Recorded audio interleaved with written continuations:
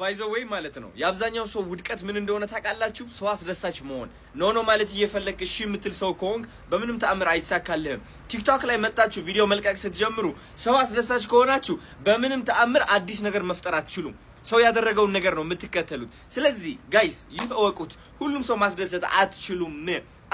ልንገራችሁ፣ በቃ ሁሉም ሰው ማስደሰት ማለት ራስህን ማስከፋት እንደሆነ ማወቅ አለባችሁ በየቀኑ። ገባችሁ አይደለ? የእናንተ መጥፎ ነገር የሚፈልግ አለ፣ የእናንተ ጥሩ ነገር የሚፈልግ አለ። የእናንተ መጥፎ ነገር የሚፈልግ ሰው ሁሌም መጥፎነታችሁ ለይቶ ነው የሚያየው። ገባችሁ? ምክንያቱም አይፈልግማ ጥሩነታችሁ ለማየት። ስለዚህ ምንም ያህል የዋህ ብትሆኑ፣ ምንም ያህል መስጠት ብትሞክሩ፣ ምንም ያህል እሺ ብትሉ፣ መጨረሻ ላይ ዞሮ ያ ሰው የሚመለከተው ያቺ ጥቂት ሳይታወቃችሁ ያጠፋችኋት ጥፋት ልትሆን ትችላለች። ያቺ ጥፋት እኮ ጥፋት ላትሆን ትችላለች ባይ ዘ ወይ፣ እሱ ሰው ግን ጥፋት ነው ብሎ ያስባል። ስለዚህ ያ ሰው ለማስደሰት ራሳችሁ የምታጡ ከሆነ እንዴት ብላችሁ ነው ትልቅ ደረጃ የምትደርሱት? እንዴት ብላችሁ ነው የራሳችሁ ቢዝነስ ከፍተኛ ደረጃ ላይ የምታደርሱት? እንዴ ስሙ፣ ሰው ማስደሰት አቁሙ፣ ይበቃል። ራሳችሁን አስደስቱ መጀመሪያ።